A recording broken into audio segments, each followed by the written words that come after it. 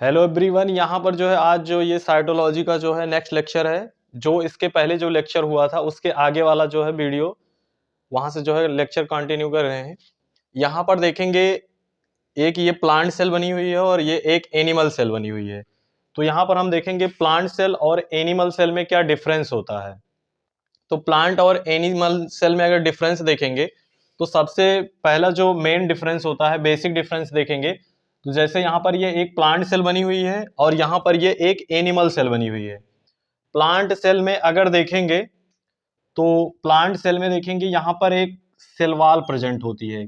कोई भी plant cell हो उसमें देखेंगे जो सबसे आउटर मोस्ट बाउंड्री होती है या डिलिमिटिंग बाउंड्री होती है वो होती है सेल वॉल।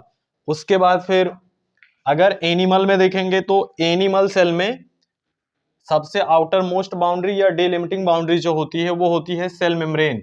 कहने का मतलब ये हो गया, अगर प्लांट सेल है तो उसमें आउटर मोस्ट बाउंड्री जो है वो सेल वॉल होगी, और अगर एनिमल सेल है तो उसमें जो सबसे आउटर मोस्ट बाउंड्री है वो सेल मेम्ब्रेन होगी। तो ये मेन बेसिक डिफरेंस है दोनों में। प्लांट सेल में सेल वॉल पाया जाता है और एनिमल सेल में देखेंगे तो इसमें सेल वॉल नहीं पाया जाता, इसमें सेल मेम्ब्रेन पाया जाता है। तो एक डिफरेंस ये हो गया मेन। उसके बाद फिर देखते हैं जो प्लांट सेल होती हैं।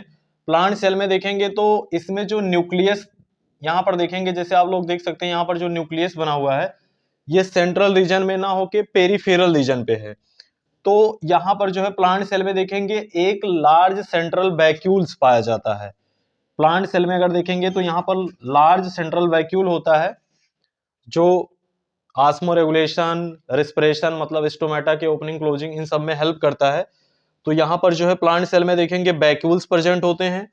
और अगर एनिमल सेल की बात करेंगे तो यहाँ पर जो है एनिमल सेल में वैक्यूल नहीं होते हैं, लेकिन अगर जैसे कुछ जो प्रोटोजोआ के एनिमल हैं जो यूनिसेलुलर होते हैं उसमें देखेंगे तो उसमें वैक्यूल्स प्रेजेंट होते हैं, जैसे फूड वैक्यूल, कंट्रैक्टाइल वैक्यूल जो ऑस्मो रेगुलेशन में हेल्प करते हैं। जैसे यूग्लिना में देखेंगे तो यूग्लिना में जो है कंट्रैक्टाइल वैक्यूल, फूड वैक्यूल, ये सारे वैक्यूल्स प्रेजेंट होते हैं। तो वैसे तो एनिमल सेल में जो है वैक्यूल्स अब्सेंट होते हैं, लेकिन प्रोटोजोन्स में अगर देखेंगे तो वहां पर जो है वैक्यूल्स प्रेजेंट होते हैं जो ऑस्मो रेगुलेशन में हेल्प करते हैं।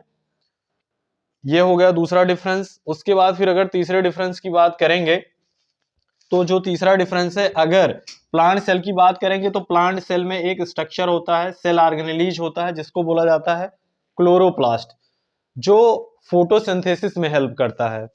और इसी में एक पिगमेंट होता है, इसी क्लोरोप्लास्ट के अंदर एक पिगमेंट पाया जाता है जिसको बोला जाता है क्लोरोफिल, जिसकी वजह से जो है प्लांट ग्रीन कलर के होते हैं और वो अपने फूड की सिंथेसिस स्वयं कर लेते हैं। तो इसीलिए जो है प्लांट जितने भी होते हैं वो ऑटोट्रॉपिक होते हैं। तो प्लांट सेल में अगर देखेंगे तो यहाँ पर जो है क्लोरोप्लास्ट एक सेल ऑर्गेनेलिज पाया जाता है और ये इनका जो मोड ऑफ न्यूट्रिशन होता है इसीलिए ऑटोट्रॉपिक होता है। और अगर एनिमल सेल की बात करेंगे तो एनिमल सेल में क्लोरोप्लास्ट नहीं पाया जाता है और एनिमल जो होते हैं हेट्रोट्रॉपिक होते हैं, मतलब फूड के लिए दूसरे के ऊपर डिपेंड रहते हैं। ये हो गया एक डिफरेंस। उसके बाद फिर अगर देखेंगे यहाँ पर जो है जैसे ये एक प्लांट सेल बनी हुई है, इसके अगल बगल जो है चारों तरफ और प्लांट सेल होंगी। तो एक प्लांट सेल को दूसरे प्लांट सेल से कनेक्ट करने के लिए जो है यहाँ पर जो है सेल वॉल के ऊपर एक स्ट्रक्चर होता है जिसको मिडिल लैमेला बोला जाता है। वो एक सेल को दूसरे सेल से कनेक्ट करने का काम करता है, जिसको सीमेंटिंग मटेरियल भी बोला जाता है। तो यहाँ पर अगर देखेंगे प्लांट सेल में इसमें मिडिल लैमेला होता है जो एक सेल को दूसरी सेल से कनेक्ट करता है, लेकिन एनिमल सेल में कोई ऐसा स्ट्रक्चर नहीं होता है।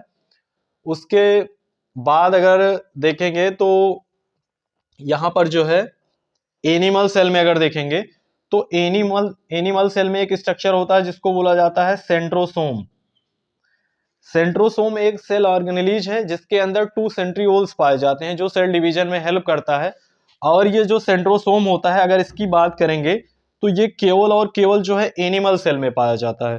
प्लांट सेल में अगर देखेंगे तो यहाँ पर जो है सेंट्रियोल्स जो है नहीं पाए जाते हैं। उसके बाद फिर ये डिफरेंस हो गया। उसके बाद फिर देखते हैं कि यहाँ पर जो है काफी और सारी चीजें जो है लगभग सिमिलर होती हैं। और उसके बाद देखेंगे जैसे अगर प्लांट सेल है, प्लांट सेल में जैसे एक सेल है तो दूसरी सेल्स, मान लीजिए यहाँ पर एक सेल ये है तो एक सेल ये है, एक सेल इधर है, तो इन सेल का जो यहाँ पर जो है साइटोप्लाज्म भरा हुआ है, इसमें भी साइटोप्लाज्म भरा हुआ है, यहाँ पर साइटोप्लाज्म, यहाँ पर साइटोप्लाज्म, तो इनके बीच में ऐसे साइटोप्लाज्मिक कनेक्शन होता है, यहाँ पर ऐसे पोर्स होते हैं जहां से साइटोप्लाज्मिक कनेक्शन होता है, जिसको जो है प्लाज्मोडेस्माटा बोला जाता है। तो अगर प्लांट सेल में देखेंगे तो यहाँ पर आप देख सकते हैं एक ओपनिंग यहाँ पर है, यहाँ पर है, यहाँ पर है, यहाँ पर है, यहाँ पर है। तो अगर प्लांट सेल की बात करेंगे तो यहाँ पर जो है एक ओपनिंग होती है जिससे एक सेल दूसरे सेल से कम्युनिकेट करती है, और यहाँ पर जो है साइटोप्लाज्म का जो है एक्सचेंज होता रहता है। तो अगर प्लांट सेल में देखेंगे तो यहाँ पर जो है प्लाज्मोडेस्माटा प्रेजेंट होता है, लेकिन एनिमल सेल में देखेंगे तो ऐसा कुछ स्ट्रक्चर नहीं होता है। तो ये एक बेसिक डिफरेंस है, प्लांट और एनिमल सेल में डिफरेंस क्या होता है, एक बार इसको फिर से रिकॉल कर देते हैं। जैसे अगर प्लांट सेल की बात करेंगे तो प्लांट सेल में सेल वॉल प्रेजेंट होता है, लेकिन एनिमल सेल में देखेंगे तो यहाँ पर सेल वॉल अब्सेंट होता है, इसकी जो आउटर मोस्ट बाउंड्री होगी वो सेल मेम्ब्रेन होगी। और यहाँ पर देखेंगे तो एनिमल सेल मतलब प्लांट सेल में अगर देखेंगे तो यहाँ पर क्लोरोप्लास्ट प्रेजेंट होता है, लेकिन यहाँ पर क्लोरोप्लास्ट प्रेजेंट नहीं होता है। उसके बाद फिर प्लांट सेल में देखेंगे तो यहाँ पर जो है लार्ज सेंट्रल वैक्यूल होता है, लेकिन एनिमल सेल में जो है वैक्यूल्स नहीं पाया जाता है, प्रोटोजोन्स में, कुछ प्रोटोजोन्स में पाया जाता है। उसके बाद फिर यहाँ देखेंगे तो सेंट्रोसोम पाया जाता है, लेकिन अगर प्लांट सेल की बात करेंगे तो यहाँ पर जो है सेंट्रोसोम नहीं पाया जाता है, और यहाँ पर जो है क्लोरोप्लास्ट है, यहाँ पर क्लोरोप्लास्ट नहीं पाया जाता है। तो ये एक बेसिक डिफरेंस हो गया प्लांट और एनिमल सेल में। इसके अलावा देखेंगे तो ये तो मतलब डिसिमिलरिटी हो गई कि प्लांट और एनिमल सेल में क्या क्या डिसिमिलरिटी है, क्या क्या चीजें डिफरेंट हैं। लेकिन अगर सिमिलरिटी की बात करेंगे तो यहाँ पर सिमिलरिटी की भी बात कर सकते हैं। जैसे अगर देखेंगे तो यहाँ पर भी जो है सेमी फ्लूइड मैट्रिक्स भरा होता है जिसको साइटोप्लाज्म बोला जाता है, और यहाँ पर भी देखेंगे तो ये जो है सेल के अंदर एक सेमी फ्लूइड मैट्रिक्स भरा हुआ है, तो उसको भी साइटोप्लाज्म बोलते हैं। तो मतलब यहाँ पर भी साइटोप्लाज्म होगा, यहाँ पर भी साइटोप्लाज्म होगा। साइटोप्लाज्म जो सेमी फ्लूइड मैट्रिक्स होता है उसको मेन एरिना बोला जाता है। उसके बाद फिर देखेंगे यहाँ पर भी double membrane bound nucleus present होगा, और यहाँ पर भी देखेंगे double membrane bound nucleus present होगा। उसके बाद फिर न्यूक्लियोलस यहाँ पर भी न्यूक्लियस के अंदर प्रेजेंट होगा, न्यूक्लियोलस यहाँ पर भी प्रेजेंट होगा। जेनेटिक मटेरियल डीएनए के अंदर यहाँ पर भी होगा, जेनेटिक मटेरियल यहाँ पर भी होगा। उसके बाद फिर जो है देखेंगे न्यूक्लियस से अटैच एक स्ट्रक्चर होता है जिसको बोला जाता है ER, endoplasmic reticulum. Plant cell में भी पाया जाएगा, एनिमल सेल में भी पाया जाएगा। राइबोसोम का कुछ देखेंगे, जैसे ये जो एंडोप्लाज्मिक रेटिकुलम है तो इसके कुछ पार्ट पे देखेंगे यहाँ पर जो है ये राइबोसोम पाए जाते हैं। ये जो राइबोसोम होते हैं यहाँ पर ये 80S टाइप के राइबोसोम प्रेजेंट होते हैं, जहां पर जो है एंडोप्लाज्मिक रेटिकुलम के सरफेस पर जो है ये 80S राइबोसोम पाए जाएंगे। उसको बोला जाएगा रफ एंडोप्लाज्मिक रेटिकुलम, जो प्रोटीन की सिंथेसिस में हेल्प करता है। और जहां पर जो है एंडोप्लाज्मिक रेटिकुलम के ऊपर राइबोसोम नहीं पाए जाते हैं वो एरिया स्मूथ होती है, इसको बोला जाता है स्मूथ एंडोप्लाज्मिक रेटिकुलम। इसका काम होता है लिपिड और डिटॉक्सिफिकेशन करना, लिपिड का फॉर्मेशन करना, डिटॉक्सिफिकेशन और कैल्शियम को स्टोर करना। उसके बाद फिर यहाँ पर जो है न्यूक्लियस के अंदर जेनेटिक मटेरियल होता है जो जेनेटिक इंफॉर्मेशन को स्टोर करके एक जनरेशन से दूसरी जनरेशन में ट्रांसफर करेगा। और उसके बाद फिर देखते हैं माइटोकॉन्ड्रिया यहाँ पर भी पाया जाएगा जो सेलुलर रिस्पिरेशन में हेल्प करेगा। और यहाँ पर भी जो है देखेंगे प्लांट सेल में भी जो है माइटोकॉन्ड्रिया पाया जाएगा जो सेलुलर रिस्पिरेशन में हेल्प करेगा। उसके बाद फिर देखते हैं गोल्जी बॉडी। गोल्जी बॉडी जो है यहाँ पर भी पाया जाएगा और यहाँ पर भी पाया जाएगा। परऑक्सीसोम ये भी जो है रिस्पिरेशन में हेल्प करता है, यहाँ पर भी पाया जाएगा और यहाँ पर भी। और राइबोसोम की अगर बात करेंगे तो जैसे हम साइटोप्लाज्म की बात करेंगे, ये जो साइटोप्लाज्म के अंदर साइटोप्लाज्म में जो राइबोसोम पाया जा रहा है ये 80S टाइप का राइबोसोम है, ये 80S टाइप का राइबोसोम। उसके बाद फिर बताए थे कि जो माइटोकॉन्ड्रिया के अंदर राइबोसोम पाया जाता है ये होता है 70S राइबोसोम।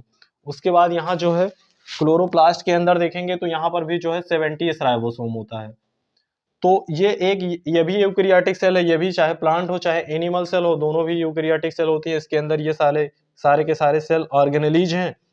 उसके बाद एक सेल ऑर्गेनेलीज और यहाँ पर पाया जाता है जो लाइसोसोम होता है। लाइसोसोम प्लांट सेल में भी पाया जाएगा, एनिमल सेल में भी, जो फाइगोसाइटोसिस में हेल्प करता है। उसके बाद ये एक अगर देखेंगे तो ये एक बेसिक डिफरेंस हो गया, और सिमिलरिटी क्या क्या प्लांट और एनिमल सेल में क्या क्या सिमिलरिटीज हैं, और उसके बाद क्या क्या जो है डिसिमिलरिटीज हैं। तो इस लेक्चर में यहीं तक बात करते हैं। इसके बाद जो वीडियो आएगा उसमें जो है प्रोकैरियोटिक और यूकैरियोटिक सेल में क्या डिफरेंस है उसके बारे में बात करेंगे। उसके बाद फिर एक प्रोकैरियोटिक सेल के बारे में बात करेंगे। तो इस वीडियो में इतना ही। धन्यवाद।